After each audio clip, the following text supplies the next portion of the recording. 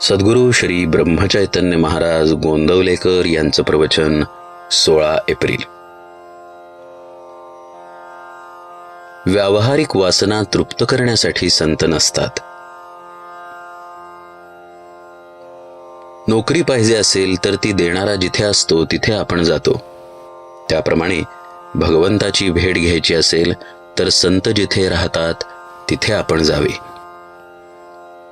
परमेश्वराचे स्वरूप ओळखण्यासाठी संतांकडे जाणेच जरूर आहे.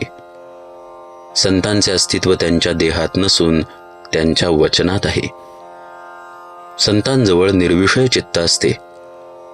रात्री सर्वजण झोपल्यावर शिपाई जसे गस्त घालतात तसे साधू संत आमच्या गैरसावधतेत जागृत असतात.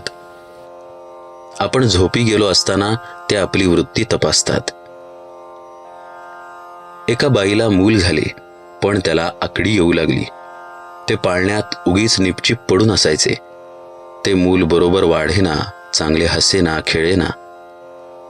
मुलाची ती अवस्था पाहून आईला बरे वाटत नसे. अगदी तसेच संतांना वाटते. शिष्य केला खरा, पण साधनात जर त्याची प्रगती होत नसेल तर संताला वाईट वाटते. शिष्याची प्रगती होत असेल तर संत स्वतःच्या प्रेमापोटीच शिष्याला सजवील आणि त्याचे कौतुक करील.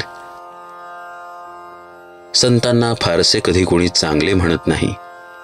त्यांनी एकाचे कल्याण केले तर त्या माणसाचे 10 नातेवाईक त्यांना नावे ठेवतात.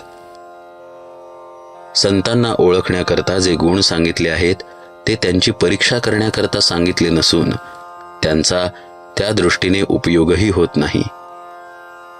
त्या गुणांचे आपण आचरण करावे म्हणून ते सांगितलेले आहेत. संतांजवळ राहणाऱ्या लोकांना 3 तोटे आणि 3 फायदे असतात. त्यापैकी तोटे असे की 1. वेदांत बोलायला तेवढा उत्तम येतो. 2. संतांजवळ राहिल्याने उगीच मान मिळतो. आणि 3. ते म्हणजे संत सर्व पाहून घेतील या खोट्या भावनेने हा वाटेल तसे वागतो. आता फायदे पाहू. पहिला म्हणजे तो जर खऱ्या भावनेने संतांजवळ राहील तर तेवढ्यानेच काही साधन न करता सुद्धा त्याचा परमार्थ साधेल. दुसरा, त्याला मान मिळेल, पण तो स्वतः मानाच्या अपेक्षेच्या पलीकडे राहील. आणि तिसरा, वेदांत त्याला बोलायला आला नाही तरी त्याच्या आचरणात येईल. म्हणून संतांजवळ राहणाऱ्याने ते सांगतील तसे वागावे. मानाची अपेक्षा करू नये आणि फारसा वेदांत बोलू नये. तोंडापर्यंत आले तरी दाबून टाकावे. संतांची आज्ञा प्रमाण मानणे हे प्रचिती येण्याचे साधन आहे.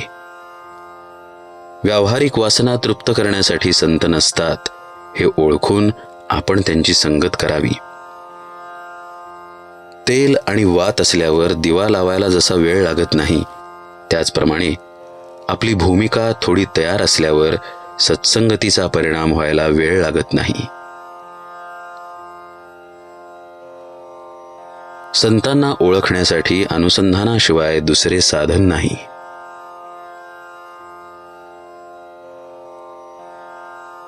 जानकी जीवन स्मरण जय जय राम.